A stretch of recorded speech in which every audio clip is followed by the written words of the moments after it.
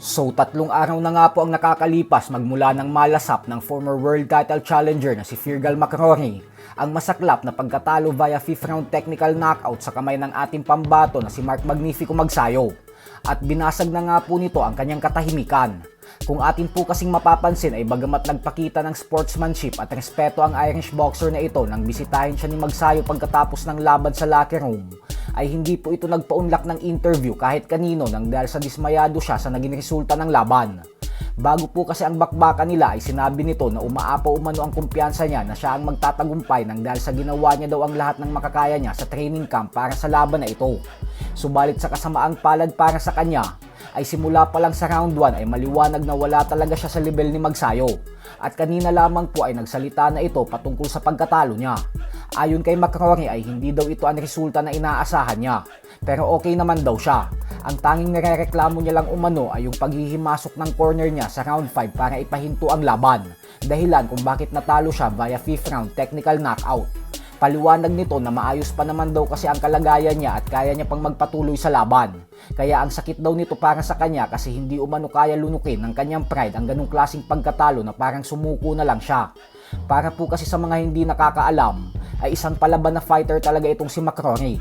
Hindi siya yung tipo ng boksingero na basta-basta na lang sumusuko. Kahit nabubugbog na ito ay patuloy pa din itong lumalaban. Kaya masama ang loob niya ngayon sa corner niya na hindi nagtiwala sa kanya. Ganun pa man ay ayon naman kay Magsayo, ay baka daw kasi napagtanto ng corner ni McRory na wala nang saysay pa upang ipagpatuloy ang laban kasi paulit-ulit niya na itong natatamaan ng mga solidong suntok. Bagay na sinang-ayunan naman ng maraming fans at analyst. Sa kabilang banda naman mga idol ay matapos nga po ng napaka-impresibong performance na ipinamalas ng IBF Mini Flyweight World Champion Pedro Taduran itong linggo lamang, kung saan tinalo niya via technical knockout ang matibay na Mexican challenger na si Gustavo Perez, ay hindi na itago ng ating pambansang kamauman ni Pacquiao ang kanyang paghanga sa Bicolano World Champion. Ayon kay Pacquiao ay sa sitwasyon daw ngayon at sa ipinakita ni Taduran ay napakahirap daw nitong talunin.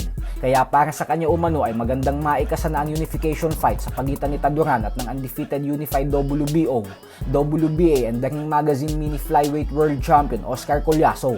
Paliwanag ni Pacman na pag naikasa umano ang laban na ito ay kailangan daw mag-ensayo at paghandaan ng husto ni Taduran. Payo ni Pacquiao na kailangan daw i-improve ni Taduran ang kanyang head movement at mas damihan pa ang ibabatong kombinasyon. Nang sa ganun umano ay mas lalong maging mahirap para sa mga kalaban na matalo siya. Samantala, bagamat nga po sinasabi ng karamihan na ang higanteng WBC Junior Middleweight Champion na Sebastian Fundora na ang isa sa pinakakinakatakutan ngayon sa sport ng boxing, ay tila hindi po dito nasisindak ang current unified undefeated WBO and WBA champion na si Sander Sayas. Ayon po kasi kay Sayas ay bagamat matangkad at mahaba itong si Fundora, ay kung gagamitan daw ito ng tamang estratehiya at tamang galaw ay madali lang umano itong talunin. Kaya kayo na lang pong humusga dyan. Sa kasalukuyan ay naghahanda si Sayas para sa mega showdown niya kontra kay Boots Ennis na siyang nakatakda namang ganapin sa June 27. So hanggang dito na lang po muna tayo mga idol.